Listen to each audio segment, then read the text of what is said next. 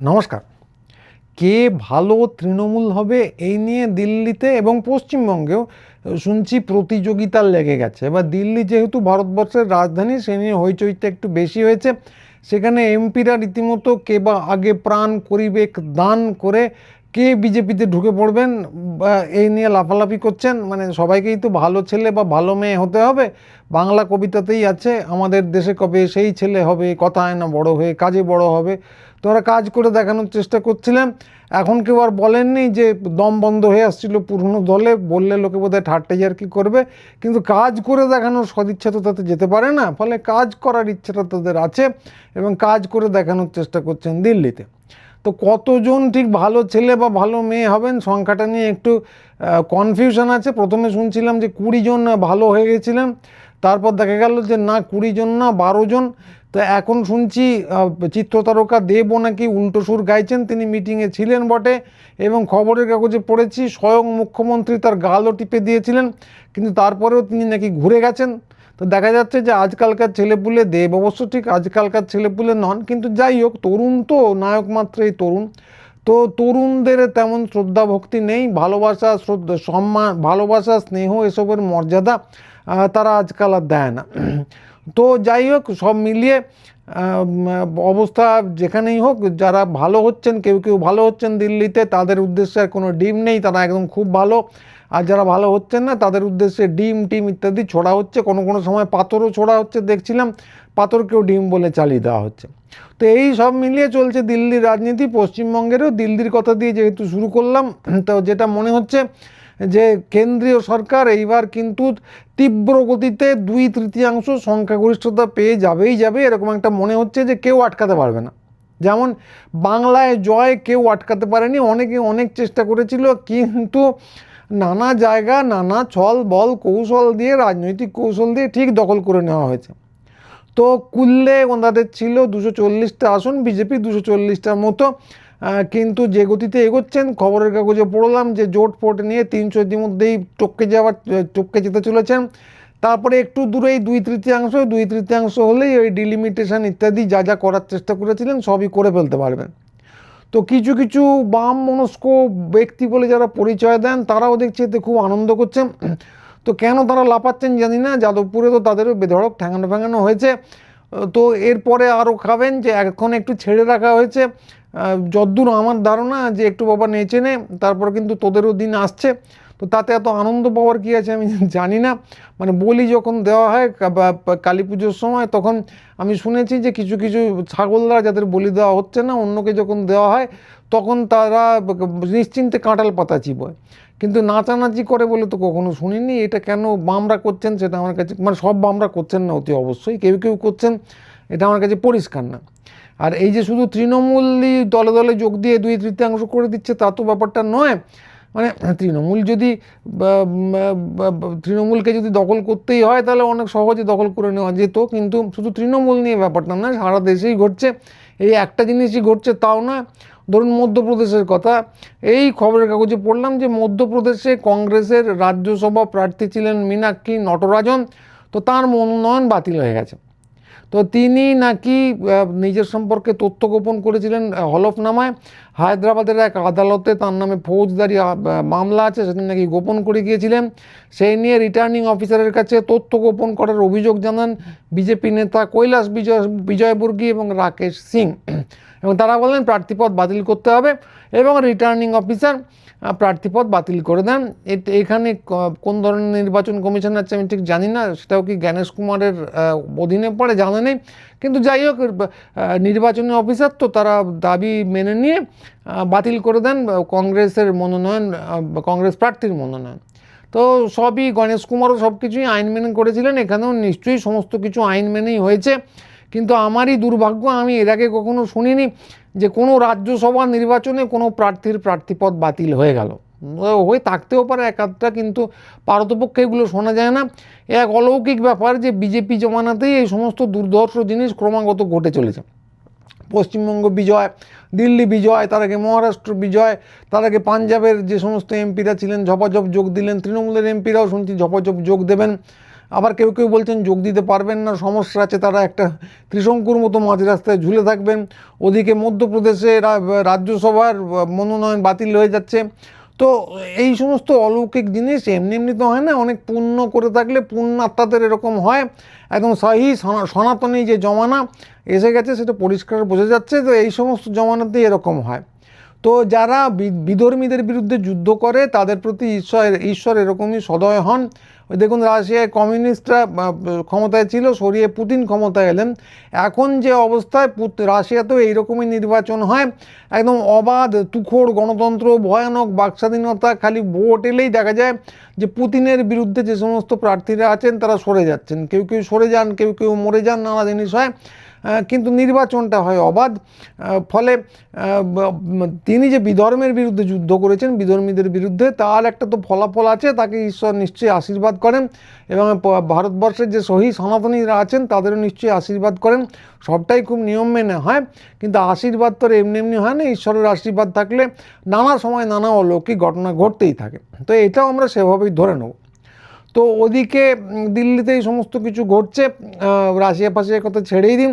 তো এর মধ্যে কলকাতায় ডিম মহোৎসব তো চলছেই, সেটার কথায় পরে আসবো।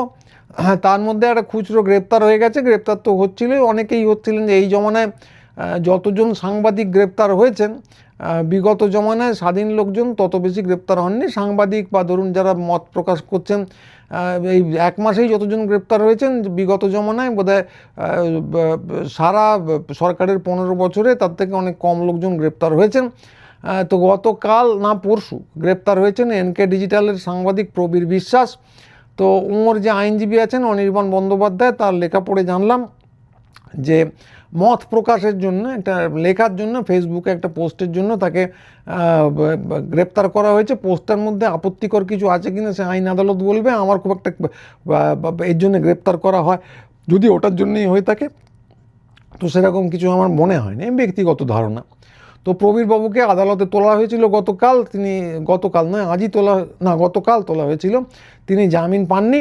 তো অনির্বাণ বন্দ্যোপাধ্যায় লিখেছেন যে আদালত পুলিশের দাবিকে সম্পূর্ণ নস্যাৎ করে দিয়েছে। পুলিশ কাস্টাডি চেয়েছিল, দেওয়া হয়নি, কিন্তু জামিনও তিনি পাননি। জেল হেফাজত দেওয়া হয়েছে 5 দিনের। তো অনেকেই এ নিয়ে বলছেন যে যদি নস্যাৎই করে দিল তাহলে জামিন দিল না কেন। তো অনির্বাণ বলেছেন যে পুলিশ কাস্টাডি চাইলে প্রথম দিনেই সাধারণভাবে জামিন হয় না, ওটা প্রথা নয়। তো এই প্রথা ব্যাপার আমি কিছু জানি না, যে অভিযোগটাই যদি নস্যাৎ করে দেওয়া হয় তো প্রথা ভাঙতে অসুবিধে কী। যাই হোক, আমি যেহেতু জানি না, এ নিয়ে মন্তব্য করব না। এবং আমি জানি না, শুধু তাই নয়, দেখা যাচ্ছে অনেকেই ব্যাপারটা নিয়ে খুব একটা উদ্বেলিত নন, খুব বেশি হইচইও দেখছি না। তো প্রতিবাদীরা যারা প্রতিবাদ করে চলছিলেন নানা বিষয়ে, তারা হয় চুপ করে গেছেন ভয়ে বা ভক্তিতে, খুবই স্বাভাবিক ব্যাপার, সেগুলো অস্বাভাবিক কিছু না। অথবা কেউ কেউ হয়তো ভাবছেন যে আদর্শ বাকস্বাধীনতা এরকমই হওয়া উচিত, সেটাও ভাবতে পারেন। তো সাংবাদিকরাও এই তৃণমূলের লোকেদের মতোই হঠাৎ ভালো সাংবাদিক হয়ে গেছেন নির্ঘাত। তো এখনও তারা তৃণমূলকে নিয়ে প্রচার করে যাচ্ছেন। দেখে শুনে মনে হচ্ছে যে তৃণমূলেরই সরকার এখন পশ্চিমবঙ্গে রাজত্ব করে চলেছে।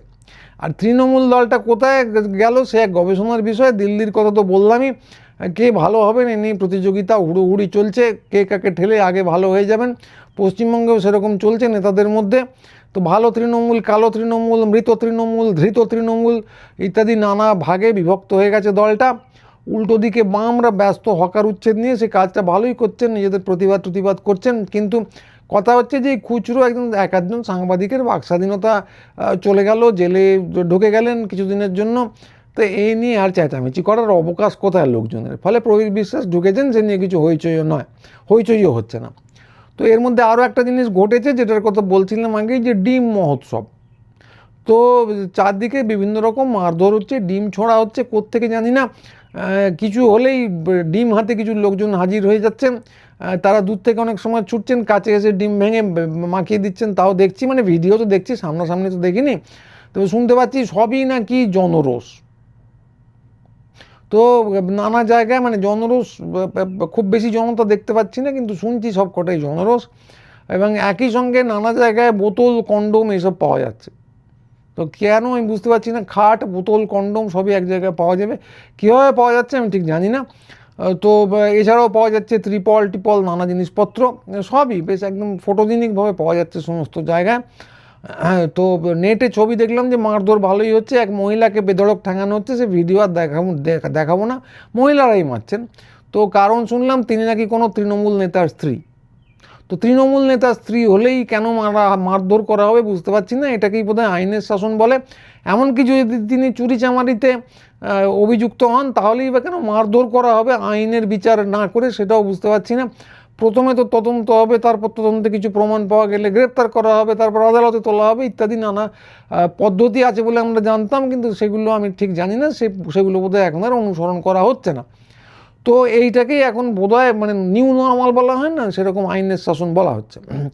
তো ওদিকে নদিয়ার উজ্জ্বল বিশ্বাসকেও শুনলাম, আমি দেখিনি, মহুয়া মৈত্রের লাইভে দেখলাম যে উনি বলছেন আজকে মারধর করা হচ্ছে, এবং এই যে মারধরের বিষয়ে বিভিন্ন জিনিস বিভিন্ন জায়গায় পাওয়া যাচ্ছে, এ নিয়ে মহুয়া মৈত্র একটা বিস্ফোরক অভিযোগ করেছেন গভীর রাতে লাইভ করে। তো সেটা লম্বা লাইভ, সেটা আপনাদের দেখাবো না, ছোট করে বলি যে কি বলেছেন উনি। তো উনি দুটো কথা বলেছেন, যে প্রথম কথা হলো যে বিভিন্ন ত্রাণ সামগ্রী বিভিন্ন বিধায়কদের কাছে ত্রাণের জন্য নানা সময় পাঠানো হয়, বিশেষ করে বর্ষার আগে পাঠানো হয়, এবং সেগুলো তারা নিজেদের অফিসে বা বাড়িতে না বেশ কিছু জিনিস তো রাখেন।